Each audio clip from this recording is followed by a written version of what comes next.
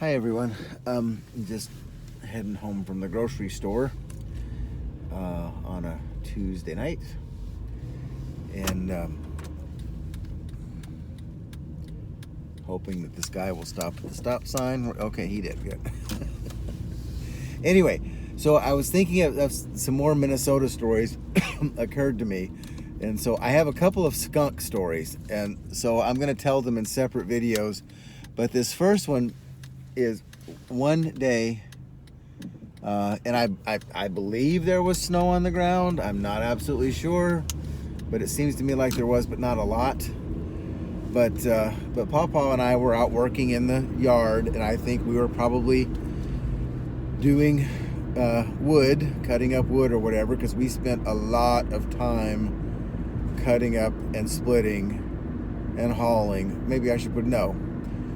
We spent a lot of time cutting down trees, cutting the trees into 8-foot logs, hauling the logs up to the yard, cutting the logs into smaller pieces, as I've told you about in an earlier video, and then splitting the logs, and then stacking the logs, and then picking up the pieces of log that had been split and hauling them into the house every day for like 9 months a year. Anyway, it was a job. I mean, it was a big, huge job with all the wood. But anyway, we were out one day doing something in the farmyard, and Pawpaw sees that there is this skunk walking toward us. I mean, and this thing, because you can see it behind us, there was a flat field that probably was 8 or 10 acres, and so you could see this thing coming, and it just like slowly walking straight to where we were. I mean, it was not showing any fear or recognition at all that we were there. But it wasn't running, it wasn't scared, it was just walking straight ahead, like it had some place to go.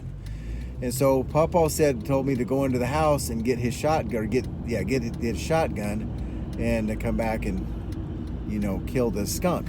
So, because you really don't want skunks around your place, and especially this one most likely probably had rabies, and that's why it was acting so weird. Because it was just walking nonchalantly straight toward us. It was very, very strange. Anyway, so I went in the house, I got the shotgun, got a couple of shells, and I went back out in the yard, and this skunk. So this skunk. So I walk out toward the skunk, and I probably get maybe 30 yards from it, and I stop, and it just keeps coming again straight toward me. There was no reason for that skunk not to be afraid. I mean, no, I was close enough. I'm sure he should have been able to smell me. He certainly could see me, but again, he just kept walking straight ahead. So I stood there. I put the shotgun up to my shoulder, and it just kept coming. And I thought, well, okay, I'm going to wait and get it pretty close to make sure that I kill it. And because I don't want to get sprayed by this. I mean, nobody wants to get sprayed by a skunk. So it keeps coming. And I would say, I mean, maybe let it get to 20 yards. And so I put the shotgun up, aimed toward the top of his head, and bang, and I hit it right in the top of the head. I mean, it was a good shot. I don't know why they blew their horn at me. I turned my blinker on. Anyway, did you hear them blow the horn at me? Anyhow, so I hit it right in the top of the head, and it just turned it over, like it just did a somersault, and it was so sudden, and I assume it's probably because I got it in the top of the head and probably paralyzed it instantly as well as killed it, but it didn't even spray. There was no skunk smell spray at all.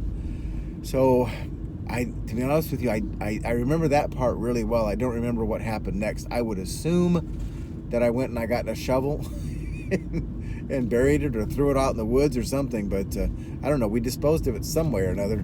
So, okay, there's my skunk story 1. I have another one to tell later. Love you. Bye.